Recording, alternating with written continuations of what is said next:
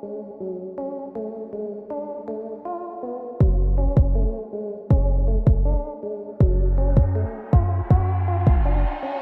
guys, it's Sagar and I finally got the new iPhone Air. Now I pre-ordered it and I decided to pick it up from the new Apple store in Pune in Koregaon Park. It was quite an experience. There were a lot of people waiting in line for their turn, but all of them were walk-ins. And there were very few people who actually showed up on the assigned time slots. So we got our hands on the iPhone Air right away. I didn't wait at the store for too long because I was super excited to unbox and have my first look at this phone. I think it has been a really long time since I have been this excited for a new smartphone. This is what new design does. Now I'm sure that you can't tell from the box that I got the iPhone 17 Air in light gold color. And guess what? It is really light. All of the new colors of this phone were on display at the Apple store, so I took a short video of the colors and here they are. Which one is your favorite? Let me know in the comments. This Air replaces the Plus iPhone and sits between the regular and the Pro iPhones. Well, at least price wise. The best thing Apple did this year, well, other than for launching this super slim iPhone, is increase the base storage on all of their new phones to 256 GB. Alright, let us not waste any more time and get back to the unboxing of this phone. Just like the iPad Air and MacBook Air, this box is also showing the thin profile of the iPhone. I think the box itself is also a bit thinner compared to other iPhones. I'll check that once I get my iPhone 17 Pro. Actually, here's a box of the iPhone 16 from last year and this iPhone Air's box is actually thinner. Okay, so let me remove these tabs from behind and lift the lid. The phone is sitting at the top and this time it is actually facing up. I will just set it aside as it is while we take a look at other things in the box. After the phone, we get a braided USB Type-C cable and that's it. No paperwork and no SIM tray removal pin. Now this is the first iPhone to be eSIM only throughout the world. So this is all we get in the box, the phone and a charging cable. Let me keep these things aside and we will get back to the phone. This phone is so thin and light for its size. The sides are made out of titanium and have a mirror finish which makes the overall phone look very premium. Just look at how thin it is. It's just 5.6mm. I mean, it is 5.6mm thin for 90% of the phone's length, and then there's this camera in the Nexus 6P style camera bump. Remember when we covered the Nexus 6P? Shout out to those who have been following the channel from that long. Now this camera bump, or plateau as Apple likes to call it, is really important because this is where all the innovation lies. Apple has somehow managed to cramp up all of the electronics for this phone, including the processor, the rear camera, the front-facing camera and the Face ID tech, single speaker and a lot more in just this part of the phone. And then rest of the phone is just filled with the battery. Now it's not particularly a very huge battery, but they have to make it very thin in order to fit in this phone. I can't get over the fact how thin this phone is. I have seen and even used the Samsung Galaxy Edge for a day or so, but there's just something about this iPhone Air which makes it look and feel much more premium. Now I have seen this year's Pro iPhones for a brief time when I was at the Apple store. But this Air definitely looks more premium than the iPhone 17 Pro and Pro Max. It just feels great in the hand and doesn't try to slip out like the aluminium frame on non-Pro iPhones and even the newer Pro iPhones do. You just got to see it in person to know how amazing it feels.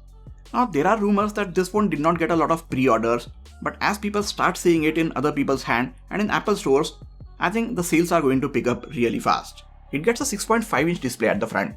And just like the Pro iPhones, this one also gets 120Hz ProMotion support and it also gets a peak brightness of 3000 nits, which is even higher than last year's Pro iPhones. This phone gets Ceramic Shield 2 at the front and first generation Ceramic Shield glass on the back, and Apple says that makes it extremely durable. Actually, they say that it is the most durable iPhone yet. I guess Apple didn't want the repeat of bend gate, so with the titanium frame, Ceramic Shield glass and tightly held internal components, they have made sure that the iPhone Air will not bend in your pockets. Speaking of internals, this one packs in the same A19 Pro chip as the iPhone 17 Pro and Pro Max. It is a binned 5-core GPU version of the chip, and I feel like they are going to underclock it a bit, as this phone doesn't have a vapor chamber like the Pro iPhones to keep it running cool. It gets 12GB of RAM, extremely efficient C1 modem, and the new Apple designed N1 chip, all of which combined with 3149 mAh battery makes it a very powerful phone.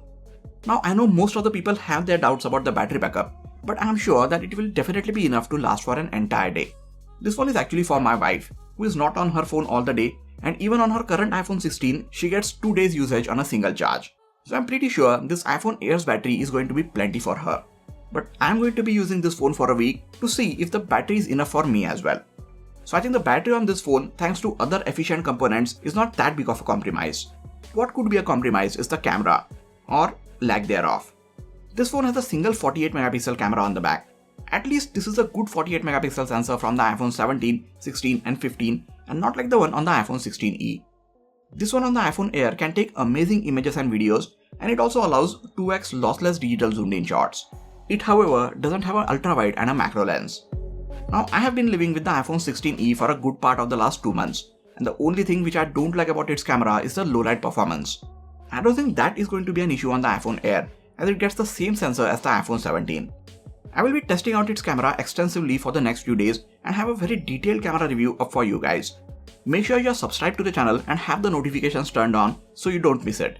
Overall, this iPhone Air has made a very good impression on me. I am so happy that Apple decided to do something new and make this phone.